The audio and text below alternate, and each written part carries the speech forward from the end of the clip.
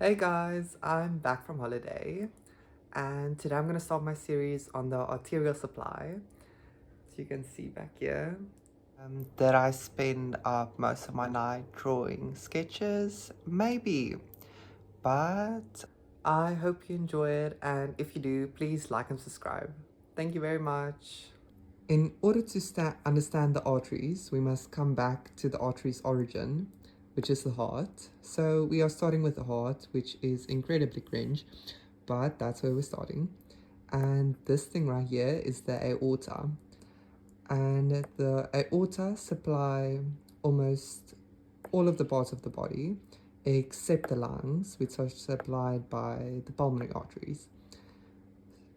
And I'm not going to spend too much time on the pulmonary arteries. It is not that complicated. So what I want to focus on today is the heart. And the heart is very selfish. The first thing that the heart does in terms of arterial supply is supply itself.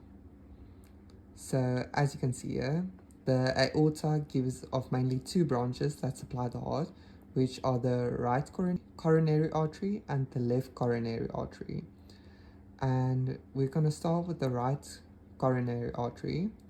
And the right coronary artery has 4 to 5 important branches that you should know, starting with the sinoatrial artery, which supplies your SA node, known as the pacemaker of the heart. This is the start of all the electrical activity in the heart.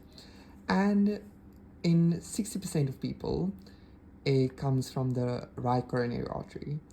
So don't be confused in exams if it suddenly comes off the left coronary artery, but in most people, it will come off your right coronary artery. That is your first branch right there. And then when you travel further down, you have your conal branch.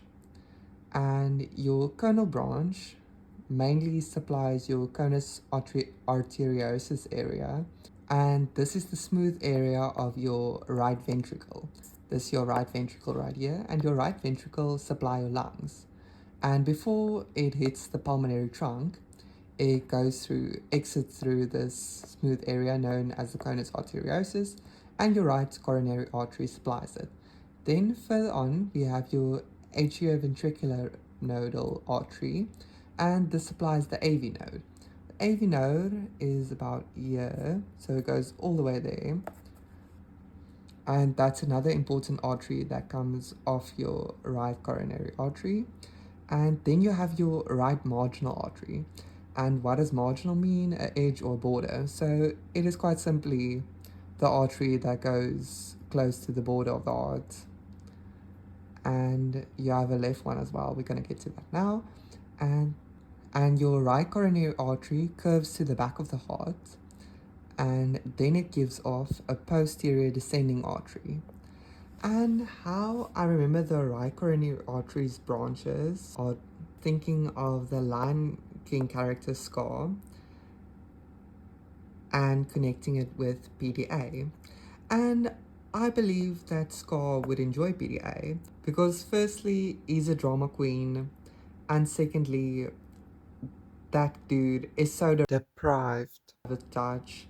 He simply did not have enough attention when he grew up. Oh my goodness, I don't know why I had a crush on this character. I don't know why my 7-year-old self saw a fake animal throwing his brother off a cliff, and in my head, the first thing it said was smash. But anyway, so that is how I remember it. S for sinoatrial, C for conal branch, A for atrioventricular nodal artery, and R for right marginal, and PDA for your posterior descending artery. Just a reminder that the posterior descending artery only comes off the right coronary artery in 85% of people, and your atrioventricular nodal artery only comes off the right coronary artery in 80% of people. Then we can finally move to your left coronary artery, and it comes off the posterior side of the aorta. So you won't see it a lot in anatomical sketches, but I promise you it does come off the aorta. travels, and then it comes out front. And then it almost immediately split as soon as you can see it into your left circumflex artery and your left anterior descending artery. I find it easier to remember it as the interventricular artery because it travels in the interventricular groove, separating the right ventricle from the left ventricle. And I also easily remember it is the left anterior descending because the posterior descending artery is from the right coronary artery, and this is how sharing works. And your left anterior descending artery gives of descending branches that goes in this direction. And if you see D1 or D2, D1 simply means it's the first descending artery, and it is the first branch from your left anterior descending. And then you have your left circumflex artery. And you might notice that you don't have a right circumflex artery. And that is because the word circumflex denotes that that the artery travels between the atrium and the ventricle. And you don't have an artery that does it on that side because that role is already fulfilled by the right coronary artery.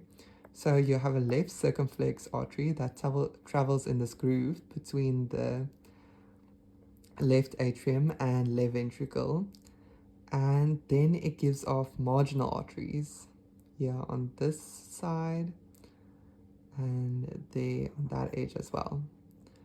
Thank you so much. I think that concludes our discussion of the coronary arteries.